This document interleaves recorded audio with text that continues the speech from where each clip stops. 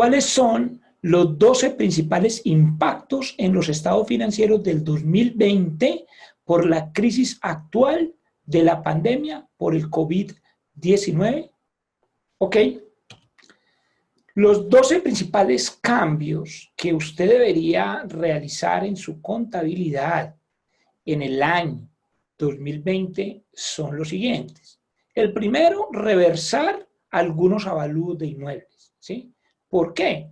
Porque la norma internacional me dice que yo debería ir a calcular un deterioro de valor.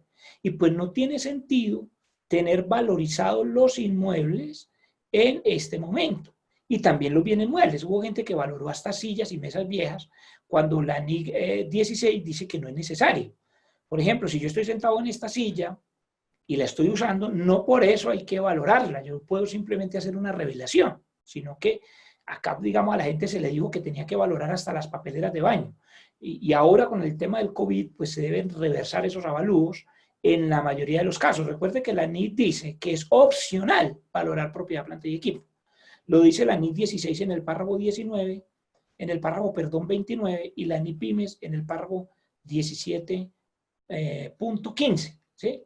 Entonces, lo primero que tengo que tener claro es que yo debería reversar los avalúos. ¿Por qué? Porque, por lo menos en la medición del deterioro, la mayoría de nosotros tenemos que aprender a calcular deterioro de propiedad, planta y equipo. ¿Por qué? Porque normalmente somos muy buenos para valorar activos, pero muy poco interesados en calcular los deterioros de valor. Los deterioros de valor dependen de los flujos futuros de efectivo, o sea, de los valores de uso. Y cuando nosotros vemos que los ingresos se están viendo reducidos en muchas compañías, yo no debería tener valorados los activos, porque es que yo no los tengo para la venta, yo los tengo es para el uso. Por eso se llama valor de uso. Y nos han vendido la idea de que es que hay que valorar y valorar cuando las empresas no se valoran por el valor de los activos, sino por los flujos de caja descontados. Entonces, lo primero que deberíamos hacer es reversar avalúos, por lo menos en el valor del ajuste del deterioro de valor. Bueno, segundo, cambiar las estimaciones como las vidas útiles de propiedad, planta y equipo e intangibles. Hemos insistido aquí en que usted no debe tener unas vidas útiles NIF demasiado largas, porque cuando yo tengo una vida útil NIF demasiado larga, inflo la utilidad.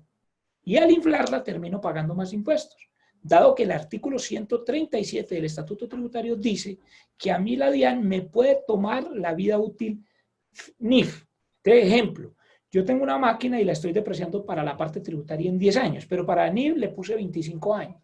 Eso es contraproducente porque como esa vida útil NIF es mayor que la fiscal, el auditor de la DIAN me va a decir que para fines tributarios también la deprecie en 25 años. ¿Por qué? Pues porque así lo dice el artículo 137 del Estatuto Tributario. Recuerde que los límites que están allí en el artículo 137 es para cuando la vida útil NIF es menor que la fiscal, no para cuando es mayor.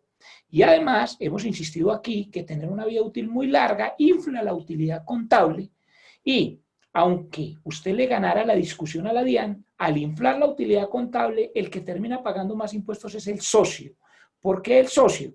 Porque el artículo 49 del Estatuto Tributario así lo indica. Entonces, yo les diría que es muy importante, que usted revise bien si es necesario unificar las vías útiles contables y tributarias. Y es lo más adecuado, pero hay varios artículos que tenemos sobre el asunto en Global Contable. Muchas empresas pues ya lo han hecho así, de hecho multinacionales. El segundo es evaluar si usted va a depreciar los activos no usados. Según la NIC 16, ese es el tercero, perdón, la NIC 16, párrafos 55 y 62A, dice que los activos no usados se tienen que seguir depreciando. Pero si usted cambia unidades de producción, no los deprecia. Entonces habría que pasarse a unidades de producción. Incluso en entidades de servicios pueden buscar un factor para pasarse a unidades de producción.